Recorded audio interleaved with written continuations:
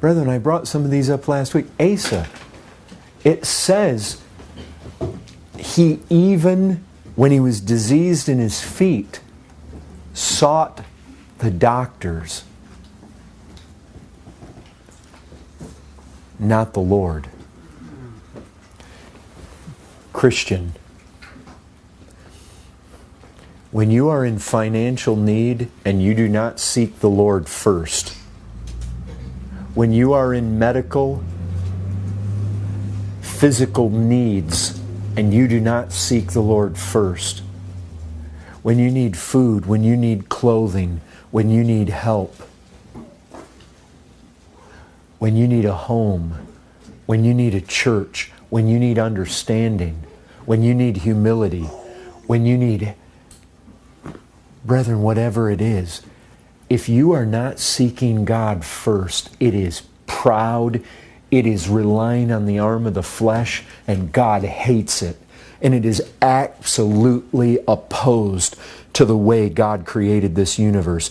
And I'll tell you this, you've got to become convinced of that.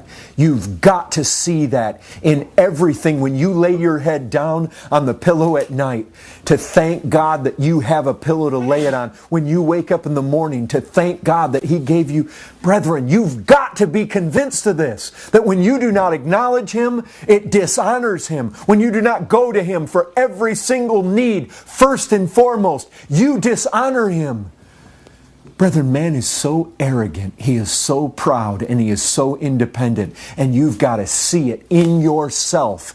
If you're going to do battle with it, you've got to see it, brethren, for what it is. You've got to see that your independence. God did not make man to run around and boast in his own gifts or boast in anything he has. The apostle says, what do you have that you have not received? You don't have anything.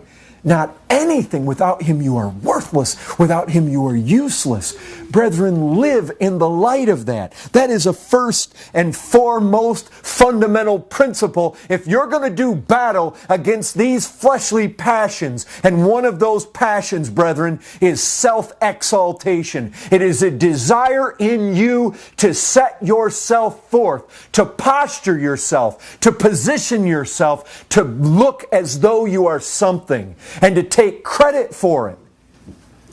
Brethren, that's innate in us as natural men.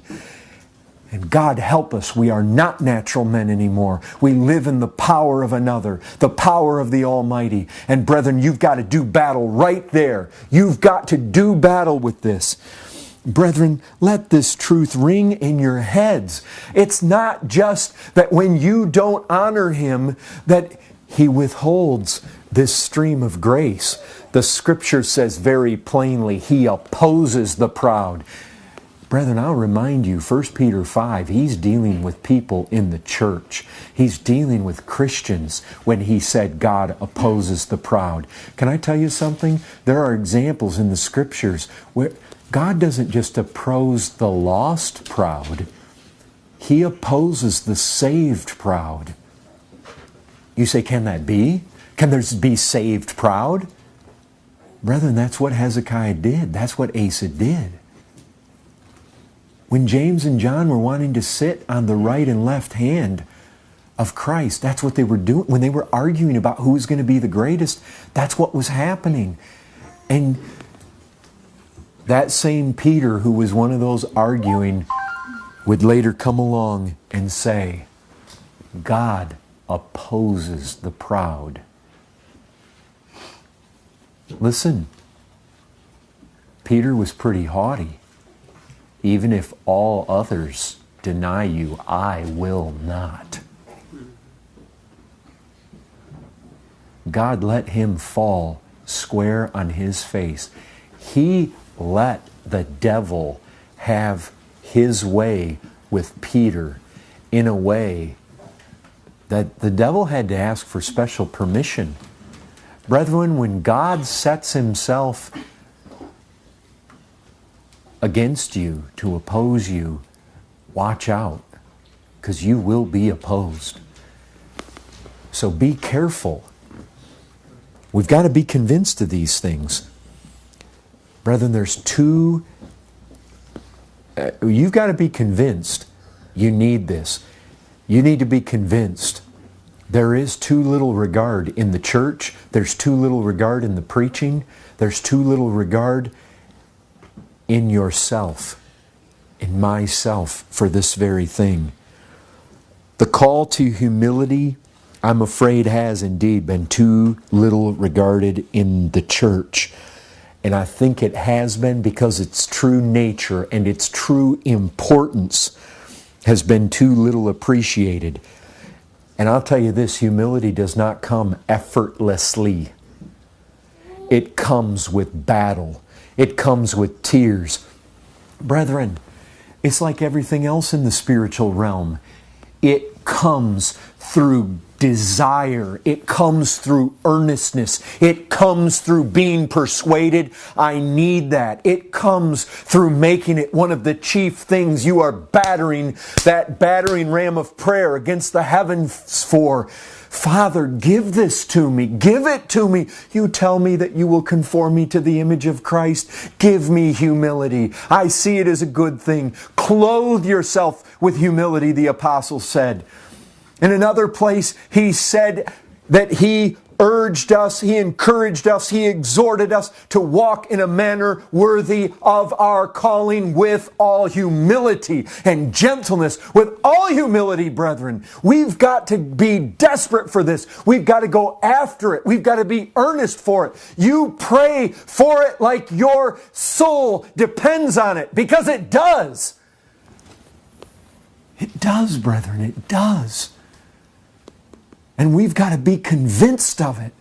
And I'm not certain, brethren, that we have been entirely convinced of just how much we need it. It needs to be an object of our special attention, our special desire, our special prayer, an object of our faith. What I mean by that, by faith, brethren, you need to lay hold on this.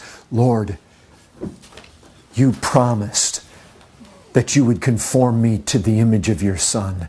And one of the crowning characteristics is that He's gentle and lowly in spirit. He did not please Himself. He did not come to be served, but to serve. He told us to follow Him. Lord, please give us this. You told us that if we would cry out to you, you would not withhold any good thing from us. You told us if we then, being evil, know how to give good gifts to our children, that how much more would you give every good thing to us that ask? Lord, please, we're asking for this thing. We believe it to be good. We believe it, Lord. It needs to be an object of special practice. We must strategize in pursuit of humility. Jesus said, "Learn of me." Brethren, so many of you young people, you were recently in school or you're now in school. Think about your hardest subject. Did it come easy? You had to learn. You had to study. Brethren, I can tell you this. As I was telling some of the folks down in Laredo on Sunday, I went through 4 levels of calculus. Brethren, you don't learn 4 levels of calculus effortlessly. And I'll guarantee you this, you are not going to learn the humility of Christ, the gentleness of Christ, the lowliness of Christ in passing and in some half-hearted effort of Bible reading once a week or twice a week. Brethren, you learn calculus by effort, by strain, by sleepless nights, by study. And you're going to learn Christ harder than I learned calculus. I guarantee it, brethren. It's got to be all-out earnestness to learn this humility.